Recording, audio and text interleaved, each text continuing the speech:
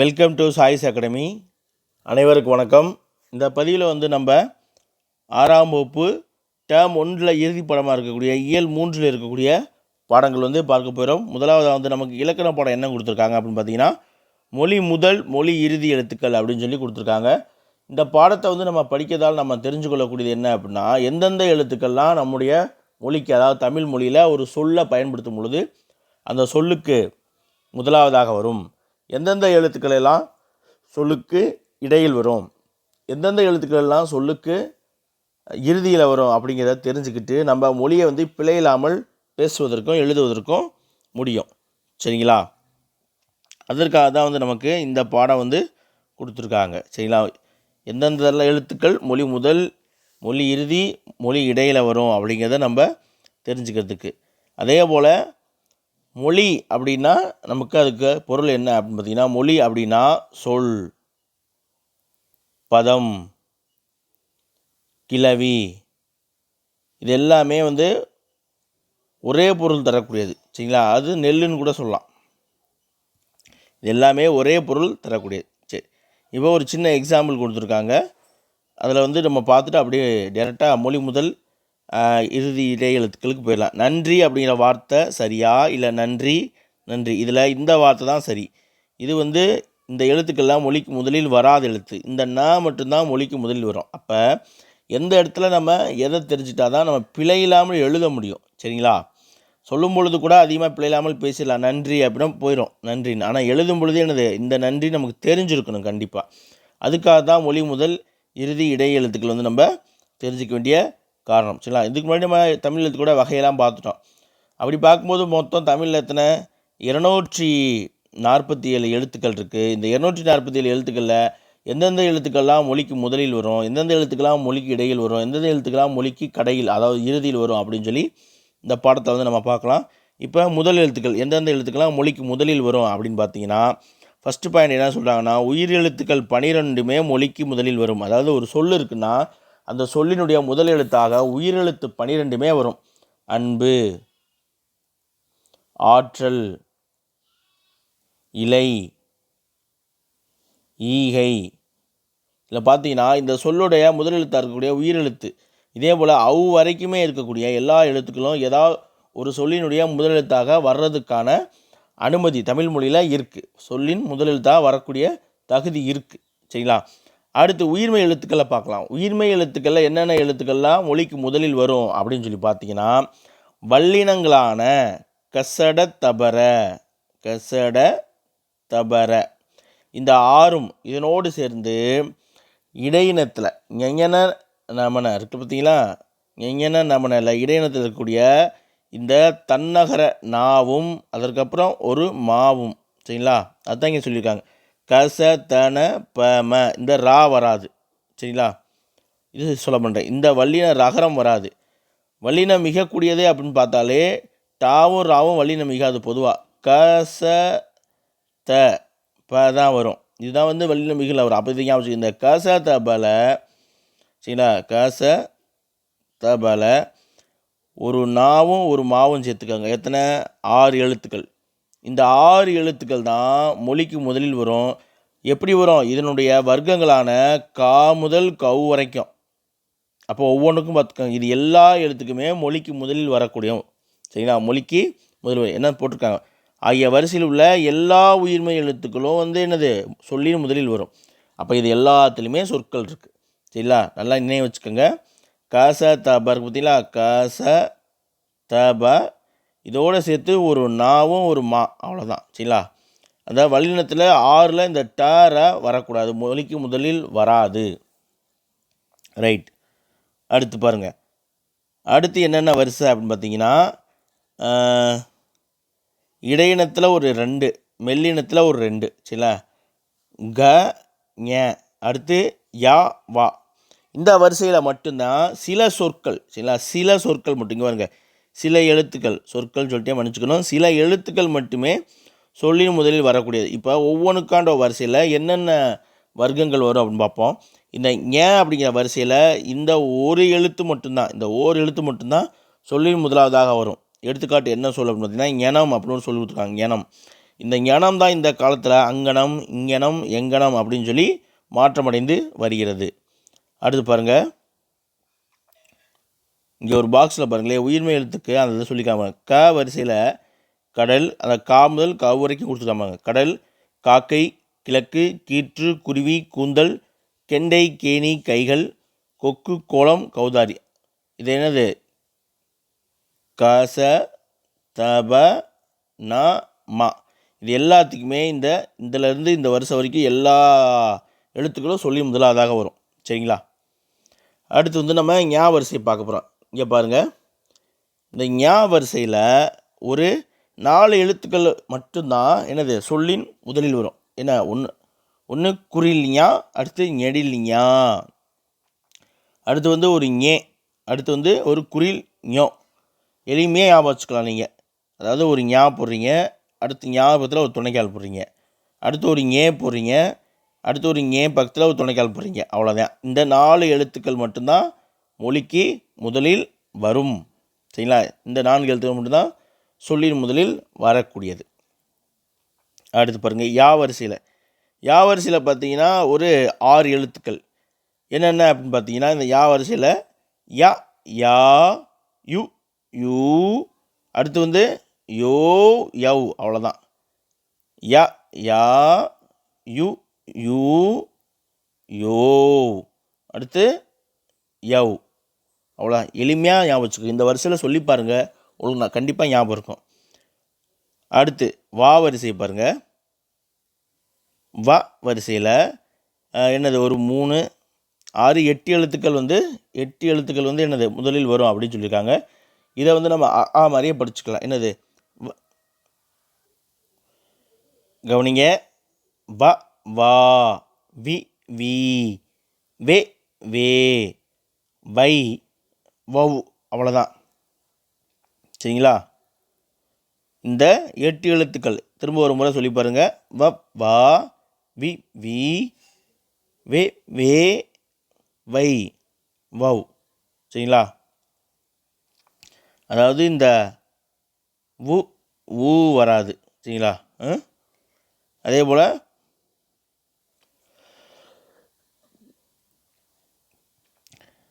இந்த ஓ, இந்த 4 எழுத்துக்கள் வந்து மொழிக்கு முதலில் வராது. சரிங்களா? இப்போ நம்ம மொழிக்கு முதலில் வரக்கூடிய எழுத்துக்கள் என்னென்னு பார்த்துட்டோம். அடுத்து மொழிக்கு முதலில் வராத எழுத்து என்னென்ன அப்படின்னு சொல்லி பார்க்க போகிறோம். மொழிக்கு முதலில் வராத எழுத்து மெய்யெழுத்து 18மே மொழிக்கு முதலில் வராது. சரிங்களா? மெய்யெழுத்து 18 எந்த எழுத்துமே மொழிக்கு முதலில் வராது. அடுத்து வந்து பார்த்திங்கன்னா, நம்ம ஏற்கனவே படிச்ச ஆயுத எழுத்து சொல்லின் முதலில் வராது. ஆயுத எழுத்து சொல்லின் முதலில் வரவே வராது. சரிங்களா? அடுத்து பார்த்திங்கன்னா, எந்த வரிசையில் எந்த எழுத்துமே சொல்லின் முதலில் வராது அப்படின்னு பார்த்திங்கன்னா, இங்கே இருக்குது பாருங்கள். இந்த ட, ந, ர, ல, ல, ல, ர, ந. ரொம்ப எளிமையாக ஞாபகம் வச்சுக்கலாம். சரிங்களா? ட, ந. சரிங்களா? இந்த 2 எழுத்து. அடுத்து ர, ர, இந்த 2 எழுத்து. அடுத்து வந்து ல, ல, ல, ஒரு ந இருக்குது. அந்த நாவை இதில் சேர்த்துக்கலாம். சரிங்களா? கவனிங்க. இந்த அதாவது மயங்கொலி எழுத்துக்கள் 8 எழுத்துக்கள் இருக்கா? அந்த 8 மயங்கொலி எழுத்துக்களை ஆல்ரெடி இந்த நாங்கிறது வந்து மொழிக்கு முதல்வர் நம்ம பார்த்துட்டோம். இதை தவிர இருக்கக்கூடிய மீதி 7 மயங்கொலி எழுத்துக்களுமே வந்து 7 மயங்கொலி எழுத்துக்களையும் எடுத்துக்காங்க. என்னது? ந, ந, ர, ர, அடுத்து ல, ல, ல. இதை தவிர இதோட வந்து ஒரு டானாவை சேர்த்துக்கோங்க. சரிங்களா? இந்த 8 எழுத்துக்களில் இதனுடைய வரிசையில் ஓர் எழுத்து கூட எந்த எழுத்துமே வந்து சொல்லின் முதலில் வராது. இதில் இந்த 8 எழுத்தில் ஏதாவது ஒரு நமக்கு சொல்லு டப்பா, டமாரம், சிலர்லாம் பேரை ராம்னு எழுதுவாங்க. இப்படி ராம்னு இந்த மாதிரிலாம் வரக்கூடாது. சரிங்களா? இதில் எதுவுமே இந்த ராமே வந்து தவறு தான். அதுக்கு தான் நமக்கு முன்னாடி இந்த இகரம் சேர்த்துக்கிறோம், இராம் அப்படின்னு. அப்போ இதில் எதுவுமே வந்து என்னது ஒரு மொழிக்கு முதலில் வந்து வரவே கூடாது, வராது. மொழிக்கு முதலில் வராது. அப்போ மெய்யெழுத்து 18 ஆயுத எழுத்து, அடுத்து மயங்கொலியில் ஒரு 7 அதோட ப்ளஸ் ஒரு டா. இதில் எந்த வரிசையுமே வந்து என்னது மொழிக்கு முதலில் வராது. இருமல் கொஞ்சம் இருக்கனால சில நேரம் வந்து தடுமாறுவோம். ஸோ தப்பாக எடுத்துக்காதீங்க, சரிங்களா? அடுத்து பாருங்கள், ஞ ஞ ய வா. இந்த வரிசை ஏற்கனவே இதே வரிசை மேலே என்னது முதலில் எது வரும் அப்படின்னு சொல்லி பார்த்தோமா இல்லையா? இங்கே பாருங்கள், அதே தான். ஞ பாருங்க, ஞ ய வ. இதில் எது முதலில் வந்து என்னது வரும் அப்படின்னு சொல்லி பார்த்துட்டோம். அப்போ இதில் எதெல்லாம் வருதோ இதெல்லாம் வருது, இதெல்லாம் கழிச்சா மீதியெல்லாம் வராது. அவ்வளோதான். இதை தெரிஞ்சுக்கிட்டாலே போதும். எது வரும்னு தெரிஞ்சுக்கிட்டாலே உங்களுக்கு வராது அப்படிங்கிறது தெரிஞ்சிடும், சரிங்களா? அதான் கொடுத்துருக்காங்க பாருங்கள், சிம்பிளாக கொடுத்துருப்பாங்க. இந்த வரிசையில் உயிர்மை எழுத்துக்கள் வரிசையில் மொழி முதலில் வருவதாக குறிப்பிட்ட எழுத்துக்கள் தவிர பிற எழுத்துக்கள் எதுவுமே முதலில் வராது. அவ்வளோதான். எது வரும்னு தெரிஞ்சுக்கோங்க, அப்புறம் வராதுங்கிறது தன்னால் வந்துடும். இங்கே பாருங்களே, அந்த வரிசை கொடுத்துருக்காங்க. டமாரம், ரம்பம், லண்டன், பிரான்ஸ், டென்மார்க், இதெல்லாமே பிறமொழி சொல். இவை வந்து தமிழில் ஒலிபெயர்த்து தான் வந்து நம்ம எழுதுகிறோம். அடுத்து பாருங்கள், மொழி இறுதி எழுத்துக்கள் பார்க்க போகிறோம். மொழி இறுதி, அதாவது மொழிக்கு இறுதியில் வரக்கூடிய எழுத்துக்கள் என்னென்ன அப்படின்னு பார்த்தா, ஒரு சொல்லினுடைய இறுதியில் வரக்கூடிய எழுத்து தான் வந்து மொழி இறுதி எழுத்துக்கள் அப்படின்னு சொல்லுவோம் அப்படின்னு சொல்கிறாங்க. ரைட். உயிரெழுத்துக்கள் 12ம் மெய்யுடன் இணைந்து உயிர்மெய்யாக மட்டுமே மொழியின் இறுதியில் வரும்.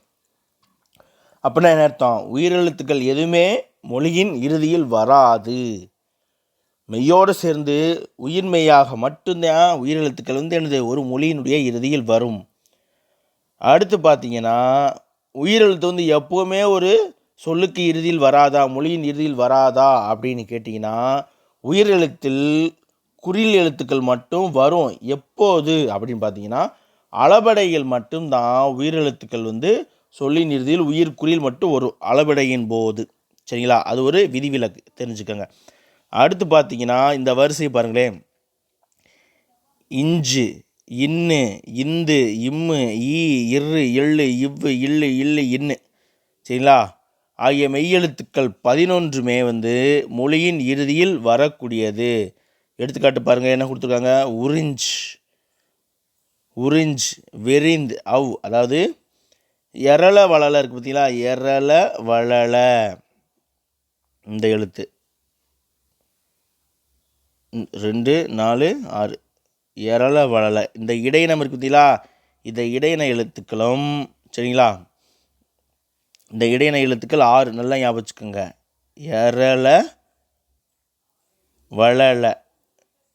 இந்த எழுத்துக்களில் நீங்கள் இப்படி வச்சிங்கன்னா உங்களுக்கு புரிஞ்சிடும். இந்த எழுத்துக்களில் மொழியின் இறுதி இந்த எழுத்துக்கள் மட்டும்தான், இந்த ஆகிய மெய்யெழுத்துக்கள். இந்த மெய்யெழுத்துக்கள் வந்து என்னது கண்டிப்பாக மொழியினுடைய இறுதியில் வரும், சரிங்களா? மொழியினுடைய இறுதியில் வரும். அதே போல் என்னது, உயிரெழுத்துக்கள் எதுவுமே வராது, ஆனால் மெய்யுடன் சேர்ந்து உயிர்மெய்யாக மட்டுமே வரும். அப்படி உயிர்மெய்யாக வந்த தவிர மெய்யெழுத்துக்களாக வரக்கூடியது எழுத்து 18 மெய்யெழுத்தில் 11 மெய்யெழுத்து வந்து அது மொழியின் இறுதியில் வரும். அதில் வந்து இடையினம் 6மே எரள வளல இடையினம் 6மே வந்துடும், சரிங்களா? எரள வளல. அடுத்து வந்து என்னது, வல்லின எழுத்துக்கள் எதுவுமே வந்து மொழிக்கு இறுதியில் வராது. இங்கே கசடத்தப்புறம் இருக்கான்னு பாருங்கள், இல்லை. அப்போ வல்லினம் எதுவுமே வராது. வல்லினத்தை தவிர்த்துட்டு பார்த்தீங்கன்னா இந்த ஒரு 2, 4, 5 இருக்குது. அது எல்லாமே என்னது மெல்லினம். என்ன அப்படின்னு பார்த்தீங்கன்னா, ஞெஞன நம்மனை நம்ம எழுதுவோம். முதல் ஞெஞ ந நமன. இதில் பார்த்தீங்கன்னா இந்த ங்கா இருக்கு பாரு, இந்த மெய்யை தவிர மற்றவை எல்லாமே வந்து ஒரு மொழியினுடைய இறுதியில் வரக்கூடியது. இப்போ உங்களுக்கு ரொம்ப எளிமையாகவே புரிஞ்சிருக்கும், சரிங்களா? நீ இப்படி மொத்தமாக பார்த்தா தான் உங்களுக்கு கன்ஃபியூஷன் ஆகும். இப்போ பாருங்கள், திரும்பி நான் ஒரு முறை சொல்கிறேன். எரள வளல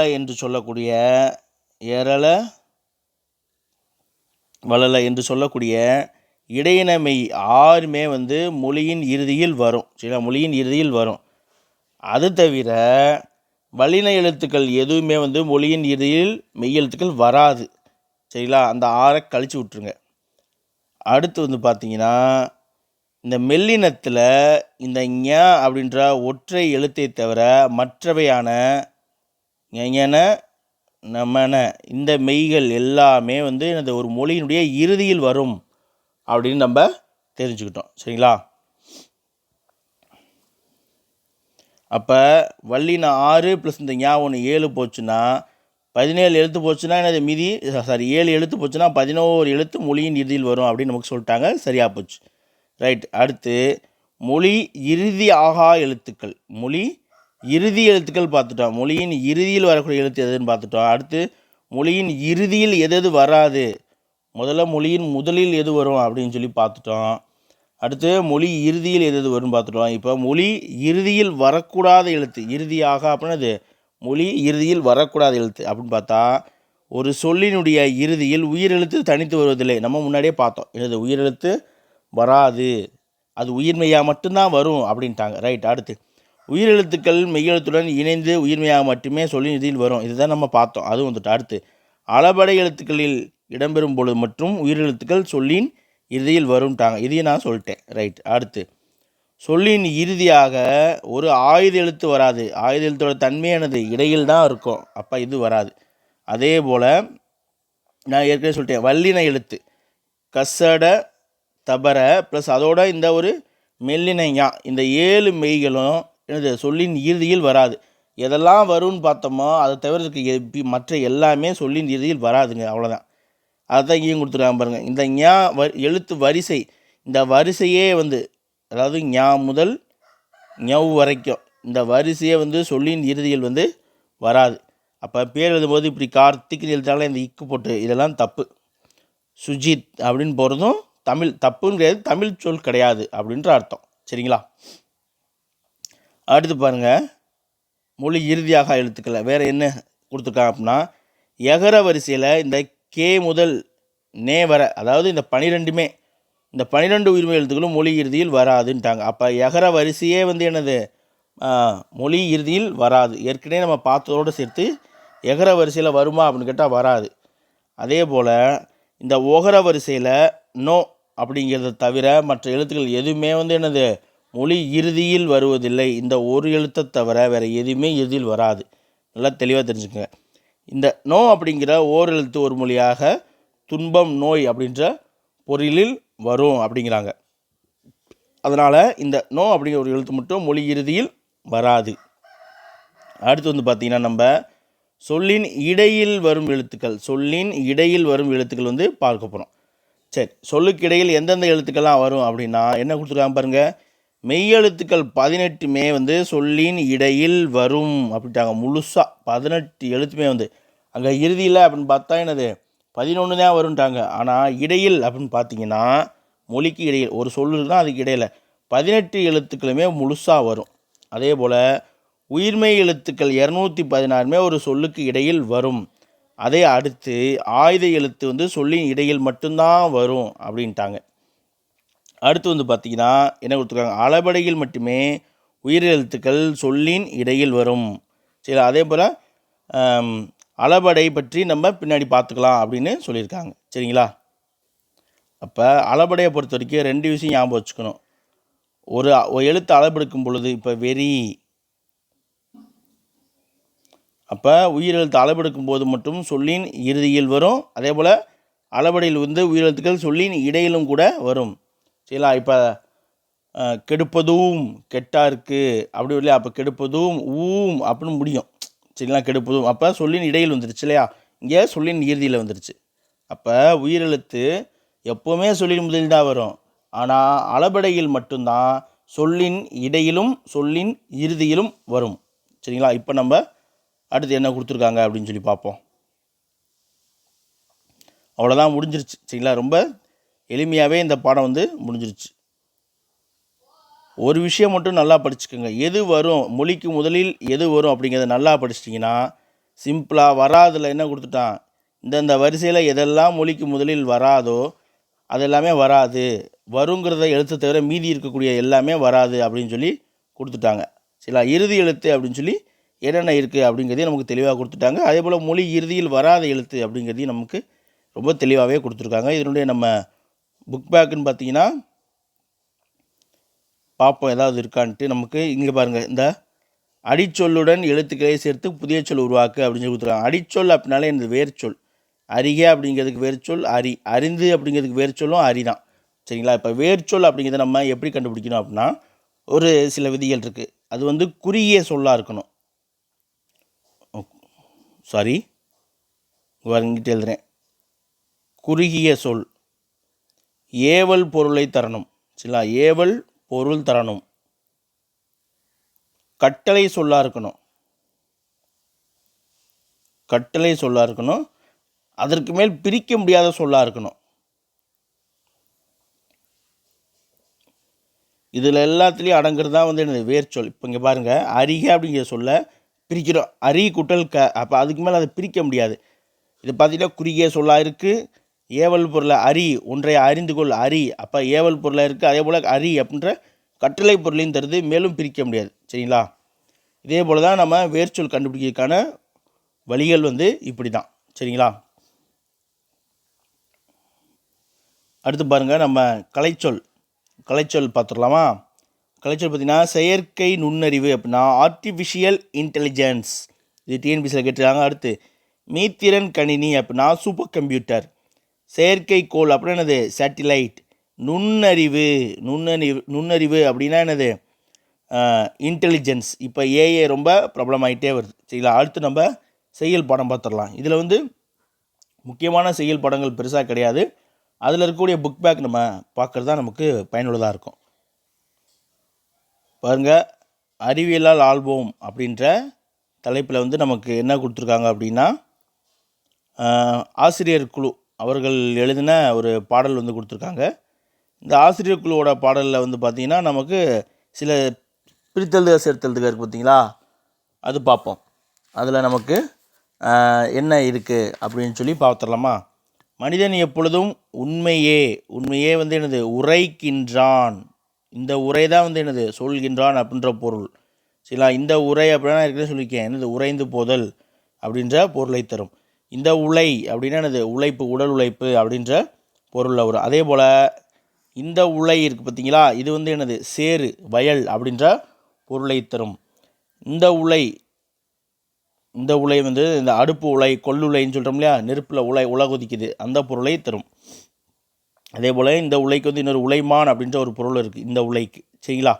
அடுத்து ஆழ்கடல் என்னும் சொல்லை பிரித்தெழுத கிடைப்பது ஆழ் கூட்டல் கடல். சரிங்களா? ஆழ்கடல் அப்படிங்கிற சொல்ல பிரித்தெழுத கிடைப்பது ஆழம் கூட்டல் கடல் அப்படின்னு தான் கரெக்டு. ஆழம் கூட்டல் கடல். சரிங்களா? அதாவது இந்த கிழக்கு கூட்டல் திசை கீழ் திசைன்னு வரும் பார்த்தீங்களா, அந்த அடிப்படையில் தான் இது பொருந்தும். சரிங்களா? உங்களுக்கு உணர்ச்சி நடத்தும்போது தெளிவாக சொல்கிறேன். ஆழம் கூட்டல் கடல், ஆழ்கடல் அப்படின்னு சொல்லி பிரியும். ஆழக்கடல் அப்படின்னு வரும், ஆழக்கடல். அப்போ ஆழம் கூட்டல் கடல், ஆழக்கடல். நான் ஆழ்கடல்னே சொல்லிட்டேன், மன்னிச்சுக்கணும். அடுத்து மூன்றாவது பாருங்கள், விண்வெளி அப்படின்ற சொல்லை பிரித்தெழுத கிடைப்பது என்னது விண் கூட்டல் வெளி. சரிங்களா? விண் கூட்டல் வெளி. அப்போ இணையவும் இப்படி விதிக்கு நேரடியாகவே வந்து என்னது இணைஞ்சிரும். சரிங்களா? அடுத்து நீலம் கூட்டல் வான், இதை சேர்த்து எழுதும்போது நமக்கு நீலவான், இந்த மகரம் போயிடும். சரிங்களா? மகரம் போயிடுச்சுன்னது நீலவான் அப்படின்னு சொல்லி இந்த ஆப்ஷன் தான் சரியான விடையாக வரும். அடுத்து இல்லாது கூட்டல் இயங்கும், இங்கே வளர்ந்து நம்ம உகரம் போயிடும், உடல் மேல் உயிர் வந்து ஒன்றும். அப்போ இல்லாதியங்கும், இங்கே லா இருக்குது நெடில், அப்போ இல்லாதியங்கும். அவசரப்பட்டு இதை போற்றக்கூடாது. சரிங்களா? அடுத்து வந்து இதற்கு முன்னாடி வந்து நம்ம அறிவியல் ஆத்திச்சூடி இருக்குது. அந்த அறிவியல் ஆத்திச்சூடியில் இருக்கக்கூடிய நூல்வெளியை பார்த்துட்டு அதனுடைய சொல்பொருள் பார்த்துடலாம். பாடலையுமே பார்த்துடலாம், ஏன்னா அது வந்து ஆத்திச்சூடியாக தொடர்புடையதில்லை, அதையும் பார்த்துடலாம். பாருங்க, அறிவியல் ஆத்திச்சூடி. இந்த அறிவியல் ஆத்திச்சூடி அப்படின்ற நூலை எழுதியவர் வந்து அறிவியலாளர் நெல்லை சு முத்து. ஆத்திச்சூடி அப்படிங்கிறது என்னென்னா, நமக்கு முன்னாடி பார்த்திங்கன்னா ஔவையார் வந்து ஆத்திச்சூடி எழுதியிருக்காங்க. அதாவது அகர வரிசையில் அறிவுரை சொல்லக்கூடிய இலக்கியம் வந்து ஆத்திச்சூடி. அதற்கப்புறம் பாரதியார் ஆத்திச்சூடி எழுதியிருக்காங்க. அதுக்கப்புறம் பாரதிதாசன் புதிய ஆத்திச்சூடி எழுதியிருக்காரு. அதற்கப்புறம் அறிவியல் அடிப்படையில் வந்து நெல்லை சு முத்து அவர்கள் வந்து அறிவியல் ஆத்திச்சூடி எழுதியிருக்காரு. நம்ம பார்ப்போம். அறிவியல் சிந்தனை கொள், ஆய்வில் மூழ்கு, இயன்றவரை புரிந்துகொள், ஈடுபாட்டுடன் அணுகு, உண்மை கண்டறி, ஊக்கம் வெற்றி தரும். அடுத்து பாருங்க, என்றும் அறிவியலே வெல்லும், ஏன் என்று கேள், ஐயம் தெளிந்து சொல், ஒருமித்து செயல்படு, ஓய்வர உழை, ஔடதமாம் அனுபவம். அடுத்து நம்ம இதனுடைய சொல் பொருள் பார்த்துடலாம். இயன்ற வரை அப்படின்னா எனது முடிந்த வரை அப்படின்னு பொருள். ஒருமித்து அப்படின்னா அது ஒன்று சேர்த்து, ஒன்றுபட்டு. ஔடதம் அப்படின்னா மருந்து என்று பொருள். அடுத்து இதனுடைய நூல்வெளி பார்த்தீங்கன்னா எனது நெல்லை சு முத்துவை பற்றி முன்னாள் இந்திய குடியரசுத் தலைவராக இருந்த மேதகு அப்துல் கலாம் அவர்கள் என்ன சொல்லியிருக்காரு, தம்மை ஒத்த அலைநிலத்தில் சிந்திப்பவர் அப்படின்னு சொல்லி அவரை பாராட்டியிருக்கார் நெல்லை சு முத்துவை. இவர் நெல்லை சு முத்து ஒரு அறிவியல் அறிஞர், அது மட்டும் இல்லாமல் கவிஞர். இவர் எங்கெல்லாம் வேலை பார்த்துருக்காரு பார்த்தீங்கன்னா, விக்ரம் சாராபாய் விண்வெளி மையம், சதீஷ் தவான் விண்வெளி மையம், அடுத்து இந்திய விண்வெளி மையம் இஸ்ரோ, இது எல்லா நிறுவனங்கள்லையும் வேலை பார்த்தவர் தான் நெல்லை சு முத்து அவர்கள். சரிங்களா? இவர் அறிவியல் கதைகள், கட்டுரைகள் பலவற்றை படைத்துள்ளார். அது மட்டும் இல்லாமல் 80க்கும் மேற்பட்ட நூல்களை எழுதி வெளியிட்டுள்ளார். சரிங்களா? 80க்கும் மேற்பட்ட நூல்களை எழுதி வெளியிட்டுள்ளார். அடுத்து இதனுடைய புக் பேக் பார்க்கலாம். பார்த்தீங்கன்னா, உடல் நோய்க்கு டேஷ் தேவை அப்படின்னா அது மருந்து, ஔடதம் தேவை. நண்பர்களுடன் டேஷ் விளையாடு, ஒருமித்து ஒன்றுபட்டு விளையாடு. கண்டறி அப்படின்ற சொல்லை பிரித்து எழுத கிடைப்பது நமக்கு கண்டு கூட்டல் அரி. சரிங்களா? கண்டு கூட்டல் அரி. அடுத்து பாருங்க, ஓய்வர அப்படின்ற சொல்லை, ஓய்வரன்ற சொல்லை பிரித்தெழுத கிடைப்பது என்னது, ஓய்வு கூட்டல் அற. சரிங்களா? ஓய்வு கூட்டல் அற தான். அடுத்து ஏன் என்று என்பதை சேர்த்துல கிடைக்கும் சொல் என்னது, இது ரெண்டுமே என்னது, உடல் மேல் உயிர் ஒன்றிடும். அப்போ ஏன் என்று, இந்த விடை தான் சரியான விடை. ஔடதம் கூட்டல் ஆம், ஔடதமாம், இது ரெண்டு என்னது, உடல் மேல் உயிர் ஒன்றிடும். அப்போ ஔடதம் கூட்டல் ஆம், ஔடதமாம் அப்படிங்கிறது தான் சரியான விடை. அடுத்து பாருங்கள், அணுகு. அணுகு அப்படின்னா என்னது, எதிர்ச்சொற்களை நமக்கு பொறுத்த சொல்லியிருக்காங்க. எதிர் சொற்கள், நமக்கு எதிர்ச்சொற்கள் பார்த்துட்டு இருக்கியா, இது ஒரு முறை டிஎன்பிசியில் அப்படியே கேட்டது தான், ஒரு 2 முறை கூட கேட்டிருக்கேன்னு நினைக்கிறேன். அணுகு அப்படின்னா விலகு, ஐயம் அப்படின்னா தெளிவு, ஊக்கம் அப்படின்னா என்னது, ஊக்கம்க்கு சோர்வு. அடுத்து உண்மைனா பொய்மை. சரிங்களா? அதற்கடுத்து பார்த்திங்கன்னா, உரைநடையில் கணியனின் நண்பன் அப்படின்னு சொல்லி ரோபோட் பற்றி கொடுத்துருப்பாங்க. இதில் நமக்கு இருக்கக்கூடிய ஏதாவது கலைச்சொற்கள் இருந்தால் பார்த்துக்கலாம். அதில் நான் பார்த்துட்டேன், பெருசாக ஒன்றும் கலைச்சொற்கள் இல்லை. நம்ம அதனுடைய புக் பேக்கில் நமக்கு பிரித்தெழுத சேர்த்ததுக்கு இருக்கா அப்படின்னு சொல்லி பார்த்துட்டு நம்ம அடுத்தது போயிடலாம். ஆல்மோஸ்ட் இந்த வீடியோ முடிஞ்சிருச்சு தான். சரிங்களா?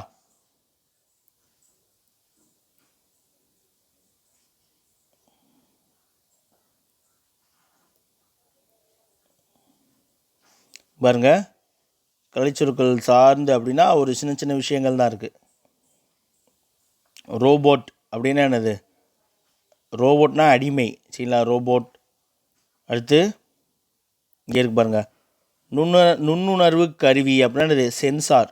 சென்சார் நுண்ணுணர்வு கருவி.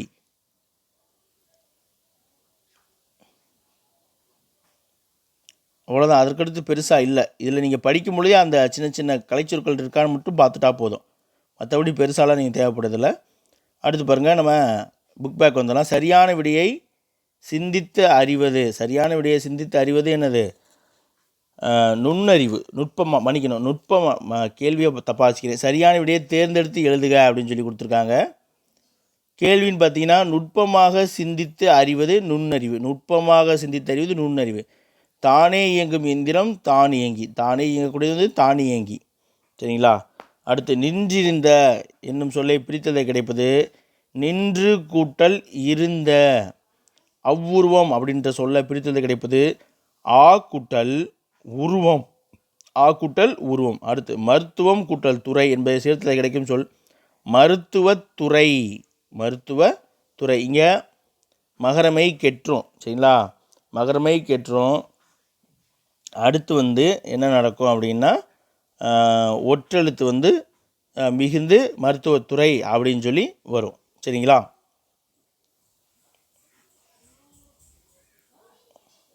அடுத்து 6வது கேள்வி பாருங்கள், செயல் கூட்டல் இலக்க, செயல் இலக்க, இந்த ரெண்டும் இணைஞ்சிடும். அப்போ செயல் இலக்க ஆ தான் சரியானது. அடுத்து நீக்குதல். நீக்குதல் என்றும் சொல்லினுடைய எதிர்ச்சொல் என்னது? உன்னை நீக்கணும்னா அடுத்து சேர்த்தல். சேர்த்தல் என்பது சரியானது. அடுத்து எளிது என்னும் சொல்லின் எதிர்ச்சொல். அப்போ எளிதுனா எளிமையானது, ஈஸி. கஷ்டம் அப்படின்னது அரிது. அரிது என்பது கஷ்டம். சரிங்களா?